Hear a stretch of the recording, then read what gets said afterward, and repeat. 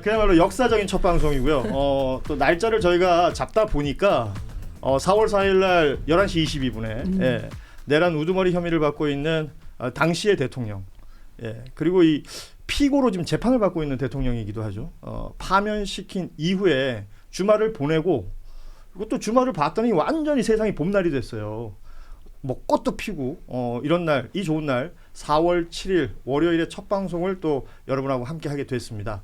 한겨레 TV 기존에 구독해 주시는 분들도 많이 있으시지만 뉴스 다이브를 통해서 한 분이라도 더 들어오셨으면 좋겠고, 한 분이라도 더 좋아요 눌러 주셨으면 좋겠고요.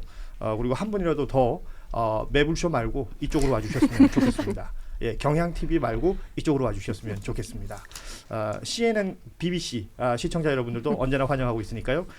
늘 함께 해주시면 좋겠고, 저희가 오늘 그 첫 방송으로, 사실은 첫 방송에 누굴 모시느냐가 그 프로그램의 어떤 정체성 같은 거거든요. 그래서 오늘 저희가 첫 번째 코너로 준비한 이 코너 제목이 정치꾼 도시 여자들입니다. 누가 봐도 어디서 베껴 왔잖아요. 네. 익숙하더라고요. 네. 네. 저희 프로그램 제목이 뉴스 다이브인데 이분들은 여의도에서 물질하는 해녀들이십니다. 세 분 모셨는데요. 한 분 한 분 만나보도록 하죠. 먼저 장윤선 정치 전문 기자 나오셨습니다. 안녕하십니까? 네, 가장 나이 많은 해녀. 상군이다, 상군. 장윤선. 예. 네, 인사드립니다. 우리 반갑습니다. 우리 장윤선 선배는 오늘 네. 꽃이십니다. 제가... 봄날 색깔과 너무나 잘 어울리네요. 네, 근데 좀 잘못 매치를 해가지고 너무 꽃분홍이야. 이거 좋은데요. 화사합니다. 네, 화사해요. 감사합니다. 자, 우리 장윤선 기자님하고 윤중로의 벚꽃이 활짝 예, 피었습니다. 좋습니다. 네. 예. 여의도 소식을 제일 먼저 이렇게 물고 오십니다. 꽃 소식부터. 네. 자, 그리고 우리 박성민 전 더불어민주당 최고위원 나오셨습니다. 어서 오십시오. 네, 안녕하세요. 가장 팔팔한 해녀 박성민입니다. 자, 팔팔한 해녀와 함께 또 해보도록 하고, 그리고 한겨레 식구입니다. 우리 최혜정 한겨레 논설위원 나오셨습니다. 어서 오십시오. 안녕하세요. 네. 최혜정입니다. 네. 예. 방송이 어색하십니까? 너무 어색하죠. 그럼 이게 그냥 기사를 작성하실 때나 네. 이 방송에 출연할 때 마음가짐이 달라지세요? 방송 처음이라서 뭐 처음은 아니지만 예전에 이제 간혹 편집본으로 예. 방송되는 방송은 한 적이 있는데 라이브가 처음이라 지금 막 심장이 막 고동을 치고 있습니다. 이럴 때는 저희가 방송 오래 한 사람들이 도움을 네. 줘야 됩니다. 네. 예. 지금 이쪽으로 카메라가 넘어가니까 텐션이 너무 떨어져요. 그러니까 도레미파 솔로 맞춰주세요. 알겠습니다. 알겠습니다. 일단 목소리 톤부터 올리고 시작하는 건 거죠? 저 원래 약간 목소리가 저음이라. 이 시간에 사람들 아니에요? 안 졸려요. 돼요? 올려주셔야 됩니다. 알겠습니다. 더 올려주시면 근데 고맙겠고. 원래 이 최혜정 기자님이 그 원래 뒤풀이를 그냥 조직하는 분이에요. 조직가 최혜정. 제가 활력에 은퇴해서 이제 좀 언니 최혜정. 그녀는 언니다. 마시나요? 제가 네. 30대까지는 했었는데 이제 45세 이후로는 조금 자제하고 있습니다. 이제 앞으로 더 좋은 날 오면 저희 한번 자리하자고요. 알겠습니다. 예. 네. 저는 사실 주말에 너무 달려가지고요. 그런 분들 많더라고요. 네. 축하주. 어떻게 세 분은 주말 어떻게 보내셨습니까? 저는 진짜 오랜만에 염색을 했어요. 염색하고 미장원에 가서 머리 잘랐어요. 한겨레 또 첫 출연이고 해서 외모에 신경 쓰셨군요. 예, 외모에 신경을 많이 썼습니다. 별로 티는 안 나지만. 아니 그런데 갔더니 그 미용실 우리 원장님께서 이번에 확실히 끝내야 된다. 이번에 또 어영부영 대충 하다가 큰일 난다. 굉장히 단호하게 머리도 단호하게 잘라주시고 말씀도 단호하게 하시더라고요. 그래서 저는 이게 민심이구나. 그러니까 그동안에 저희가 이제 광장 민심은 많이 취재를 했지만 일상의 민심은 거의 놓치고 있었거든요. 그랬더니 일상도 지금 분위기가 상당히 이번에 확실히 정리 못하면 이거 우리 역사 큰일 난다 이런 생각들을 하고 계시는 것 같고. 그러니까 국민들이 단호해지신 것 같아요. 맞아요. 네. 우리 박성민 씨는 어떻게 보냈습니까? 저는 사실 그 파면되고 다음 날에 토요일에 아침부터 너무 아픈 거예요. 그러니까 이 내란성 스트레스가 정말 어마어마했었나 봅니다. 그만큼 용을 쓰고 있었다는 거예요. 맞아요. 그러니까 정말 제가 정말 말이 안 통하는 벽과 어떤 대화를 하는 기분을 이 수개월 느껴왔는데 이 헌법재판관 분들의 이 정리된 글을 보면서 일단 치유를 좀 받고 근데 긴장도 그러면서 조금 풀렸나 봐요. 그러니까 물론 이제 앞으로 다시 달려야 되겠지만 정말 오랜만에 엄청 알았어요. 그래서 재본을 하셨더라고요? 네, 제가 근데 그 아픈 몸을 이끌고 인쇄소에 가가지고 제가 이 판결문, 이 결정문 114쪽짜리를 재본을 해가지고 품고 자고 있습니다 요새. 그러니까 공부를 해본 사람들은 저렇게 가는 거예요. 그러니까. 우리는 인터넷에서 반성합니다. PDF 한번 겁냈대요. 네, 아 이거는 맞아요. 그렇게 볼 글이 아니더라고요. 그렇습니다. 네. 네. 줄 치면서 읽어야 됩니다. 정말 줄 치면서 네. 읽고 있습니다. 많은 분들이 네. 줄도 치고 그러니까 필사하시는 분들이 있대요. 정말 그렇죠. 좋은 문장이다. 필사하시는 분들도 있고. 윤석열이 필사해야 될 것 같은데. 아, 절대 안 하시겠죠. 거기는 뭐 되겠어요. 예. 자, 진짜. 예. 사실 4월 4일 11시 22분에 저희 광장에서 울려 퍼졌던 환호, 와 하는 소리가 주말까지 이어지나 했더니 사실은 일요일 아침에 개헌 이슈가 우원식 의장이 던지면서 뭔가 약간 좀 더 시끄러워지는 느낌도 있는 것 같고요. 네. 그리고 그 주말 사이에 우리가 좀 챙겨 써야 할 뉴스들이 제법 있어요. 그래서 그런 이야기들 차근차근 해볼까 합니다.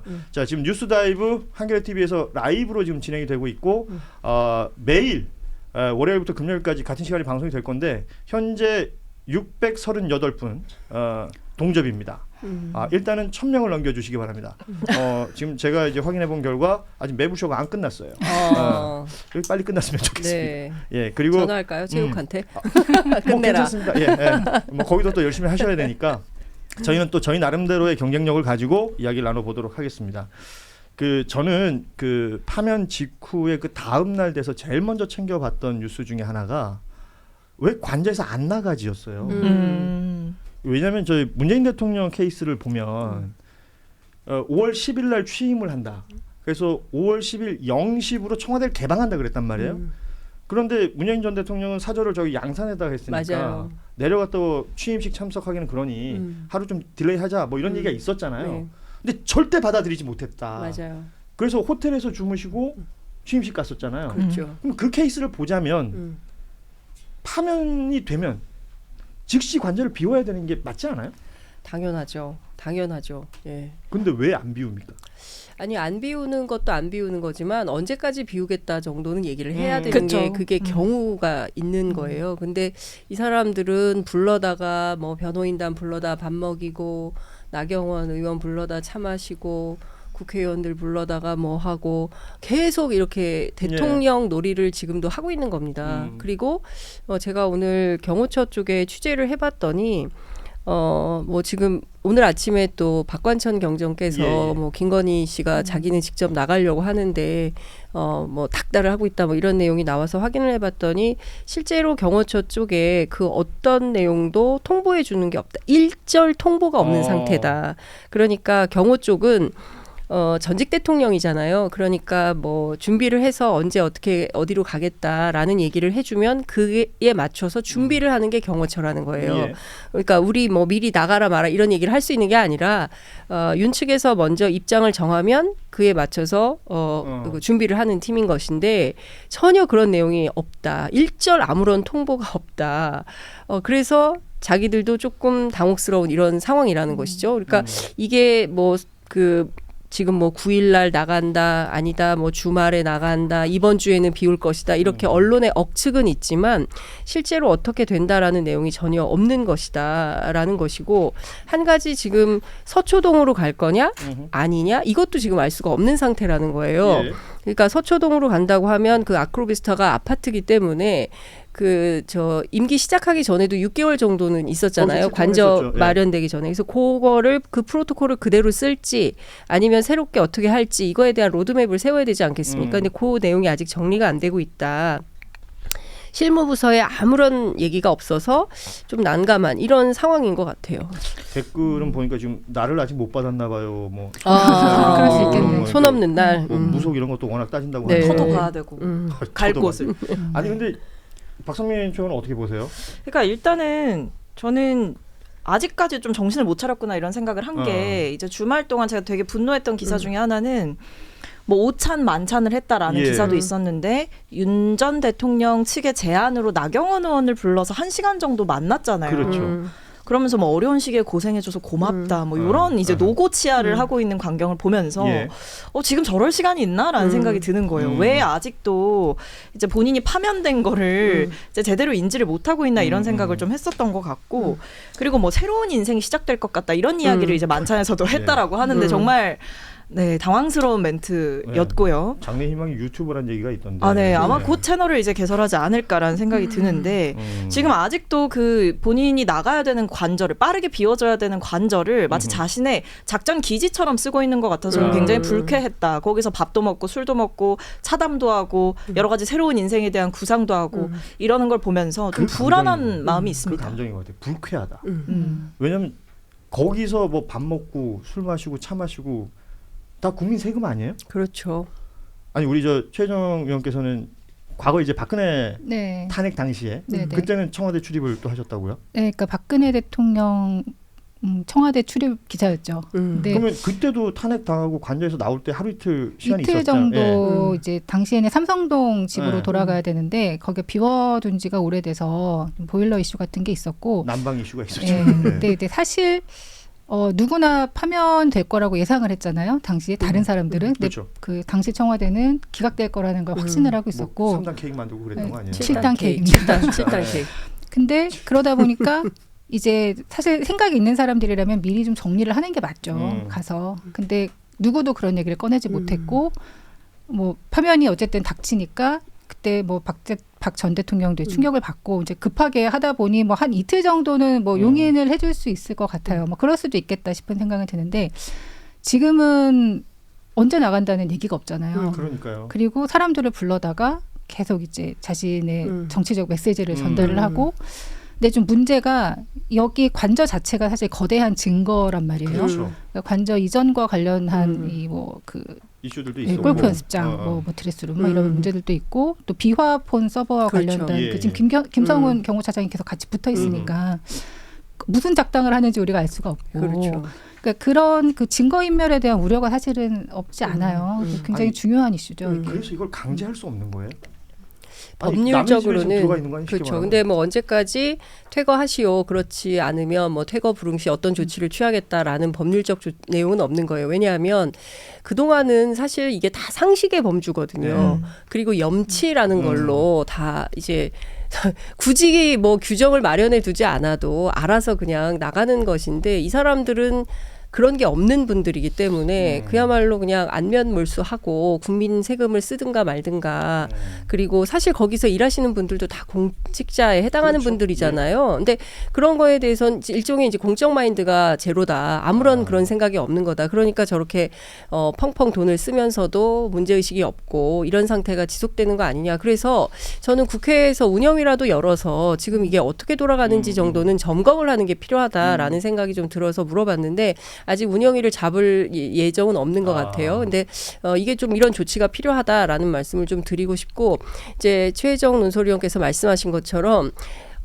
지금 대통령 관저는 거대한 정말 증거예요. 예. 특히 다른 거 다 떠나서 이 비화폰과 관련해서는 경호처가 관리하고 있는 비화폰 서버는 반드시 수사를 해야 되는 겁니다. 예. 그런데 김성훈 경호차장의 구속영장이 벌써 4번째 기각이 됐고 경찰에서 또 영장 청구한다는 얘기가 없어요. 그래야 뭔가 이제 진행이 될 것 같은데 아마도 지금 단계라면 수사기관들의 협조를 하지 않는 가운데 이렇게 2달은 흘러가고 아마도 대선이 지나서야 수사가 본격적으로 진행이 될 수 있을 텐데 그러면 증거는 다 날아갈 수 있는 것이다. 매우 위험하다 이런 생각합니다. 아니, 그러니까 이게 무슨 사인들이 말이에요. 그 이사 가기로 계약해놓고 이사 안 나가도 뭐 명도 소송이니 그렇죠. 뭐 복잡한 스트레스 거리가 되는 건데 이건 온 국민의 스트레스가 되는 거예요. 그 한 사람 한 가정의 이사를 너무 우리는 상식선에서 파면 당했어. 그러면 공직자, 그러니까 현직 대통령으로 누릴 수 있었던 것들에 대해서는 더 이상 못 누리는 거잖아요. 쉽게 말하면 뭐 일정량의 경호를 제외하고. 그렇죠. 근데 이런 걸 너무 아무렇지도 않게 있으면서 거기서 밥 먹고 누구 불러서 뭐 차 마셨다 그러고 정치적 메시지가 어쩌다 저쩌다 뭐 지지자들한테 메시지 낸다 그러니까 이 부분에 있어서의 불쾌감을 느끼는 국민들이 많은데 제가 오늘 이 자리에서 하고 싶은 얘기는 거기에 대한 대안이 없다는 것도 답답한 노릇이다. 그러니까 이게 드는 거예요. 사실은 그동안은 알아서 그러니까. 해야 됐던 거죠.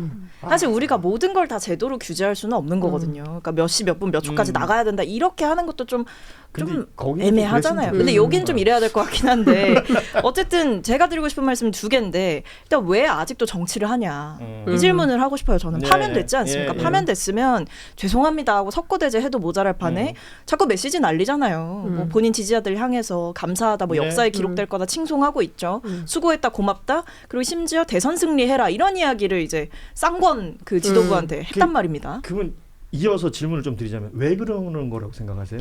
그러니까 아직도 본인의 영향력이 있다고 과신하는 거죠. 영향력이 있다. 그리고 제가 봤을 때 냉정하게 그 기저에 깔린 본심은 국민들한테 한 톨도 미안하지 않은 거예요. 미안하면 이렇게 못합니다. 근데 저는 미안한 감정은 차치하더라도 이제 자기가 살 길을 궁리하는 거죠. 살 길을 그렇습니다. 궁리한다. 그러니까 자신 스스로 검찰총장 했던 평생 법으로 밥 먹고 살았던 법률가 출신이에요. 그렇기 때문에 누구보다 자기 운명이 어떠하다는 것은 직감해서 알고 있습니다. 그러니까 4월 14일부터 형사재판이 시작이 되는데 아시는 것처럼 내란죄는 사형 또는 무기징역밖에는 없어요. 둘 중에 하나예요. 예. 그러니까 이분의 연세를 감안하면 평생 감옥에 썩어 있어야 되는 상황인 겁니다.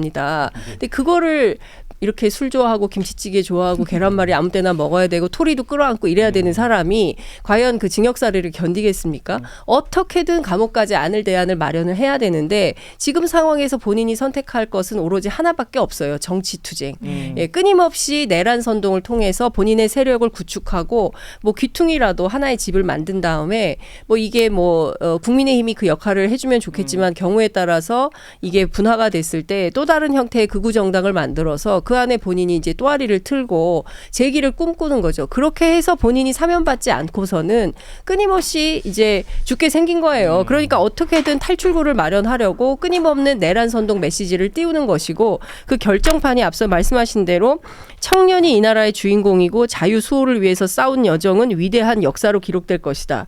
저는 제일 기가 막힌 대목이 이 대목이었습니다. 청년 여러분, 이 나라와 미래의 주인공은 바로 여러분입니다. 오늘의 현실이 힘들어도 결코 좌절하지 마십시오. 자신감과 용기를 가지십시오. 아니, 내란 세력이 자신감과 용기를 갖고 좌절하지 않으면 우리나라는 어떻게 되는 겁니까? 어떻게 이런 망언을 그것도 한남동 관저에 앉아가지고 이런 거를 내보내면서 흥분이 되네. 자제하겠습니다. 예. 첫방이고 하니까 욕 한번 해주세요. 아니요, 저 그런 사람 아닙니다. 네, 욕은 싫어합니다. 네. 아니 근데 중요한 것은 그러니까 일단 이런 거예요. 전 국민적 자괴감이 있는 겁니다. 야, 세상에 이런 사람이 대통령을 했구나. 2년 반 동안. 그것도 모르고 언론에 나오는 걸 보면 뭐 공정과 상식이라고 하는데 뭔가 민주당도 뭔가 잘못한 게 있겠지. 이런 것 속에서 이렇게 쭉 봐왔던 거예요. 근데 야, 세상에 이런 사람이었어? 끝까지 자기가 살겠다고 세상에 헌법재판소 그 변론기일마다 나와가지고 거짓말하고 궤변을 늘어놓고 야, 끝까지 이러고 있다. 여기에 정말 많은 국민들께서 야, 이제는 이 사람은 진짜 이대로는 안 되겠다라는 생각을 하는 것 같습니다. 네. 지금 이게 진행을 하다 보니까 우리 장윤선 기자 분량이 좀 많네요. 죄송합니다. 네. 적당히 좀 배분을 하겠습니다. 네. 댓글 보내주고 계신 분들 지금 이제 다행히 1000명은 넘었어요. 지금 동접자 한 1300명 되고 있는데 댓글 중에 원래 그 본관이 파평윤 씨인데 파면윤 씨로 본을 바꿔야 된다라는 댓글 보내주신 분 인상적이었습니다. 준비된 선물이 있다면 참 좋을 텐데. 저는 방금 커피 쿠폰이라도 쏘시는 줄 알고. 소소하게 저희 한번 준비해 볼게요. 네. 한겨레 씨랑 얘기를 잘 해보겠습니다. 예. 우리 그 최 의원께서도 좀 보시면서 이게 뭐랄까요? 이런 모습들은 정말 지탄받아야 된다라고 생각하시는 부분들이 있으실 것 같아요. 그냥 모든 모습이 지탄받아야 되는 거죠. 그러니까 전직 대통령이고 어쨌든 본인의 잘못으로 파면이 된 거잖아요. 근데 지금까지 그러니까 그 정권 출범 이후 지금까지 모든 정치 행보 그다음에 그 파면 이후에 지금까지 보이는 모습도 다 자기만 생각하고 있는 거예요. 국민이 없다는 거죠. 국민이 없고 그냥 누가 나를 지켜줄 것인가. 그러니까 아마 그것이 지금 앞으로 대선까지 계속 이어지고 그 이후까지 아마 또 연장이 될 텐데 지금 윤 전 대통령은 국민의힘이 어떻게 되건 말건 상관도 없을 거예요. 그렇죠. 아마. 맞아요. 그냥 누가 나를 지켜줄 것인가. 그리고 어느 세력에 편승해야 나를 내란죄 여기에서 그 정치투쟁을 하는 데 있어서 활용할 수 있고 나를 지켜줄 것인가. 아마 그게 제일 큰 관심사일 겁니다. 그러니까 그 부분이 가장 좀 끔찍했던 경험이에요. 저는 개인적으로. 윤석열 정부가 들어선 이후에 우리가 기존에 써오던 단어들이 너무 많이 오염이 됐어요. 그러니까 대표적인 게 뭐 자유, 네. 공정, 상식. 그리고 이번에도 파면이 되고 나서 처음 나온 메시지 중에 국민 여러분이라는 표현이 앞에 있어요. 죄송하다는 얘기와 함께 그 뒤로는 지지자들에 대한 이야기잖아요. 그렇죠. 그러니까 앞서도 얘기하셨지만 국민이나 아니면 어떤 이번에 엄청난 그 에너지를 보여준 시민들이나 여기에 대해서는 이 사람은 별 생각이 없는 것 같다. 자신의 이익. 그러니까 이거는 뭐 정당의 대선 후보가 돼서 대통령이 됐는데 그 정당에 대해서 별 생각이 없는 것 같고 검찰도 자기 친정이라고 말하는 검찰도 자기랑 친한 검사 정도만 뭔가 챙기는 것 같고 도대체 어떻게 이런 사람이 한 나라의 정치 지도자로 살 생각을 했을까? 뭐 이런 거 생각하면 좀 뭔가 모골이 성연해지는 그런 기분들이 있습니다. 그러니까 많은 사람들이 1차 윤석열의 쿠데타는 그 문재인 정권의 검찰총장으로 들어가서 조국 대표를 수사하던 그 시점부터 쿠데타가 시작이 되었다. 그러니까 그것이 1차 사법 쿠데타라고 볼 수 있는 것이고 네. 본인이 정권을 잡은 이후에는 실질적인 이제 친위 군사 쿠데타를 일으킨 것이고 이제 이게 실패한 이후에 보십시오. 검찰 수사 제대로 안 하죠. 심지어 지규현 부장판사는 지난 3월 7일 날 구속 취소 결정을 내렸어요. 그것도 일이 아니라 시간으로 계산을 해서 오로지 윤석열 한 사람만 그렇게 예. 계산을 해서 풀어주었죠.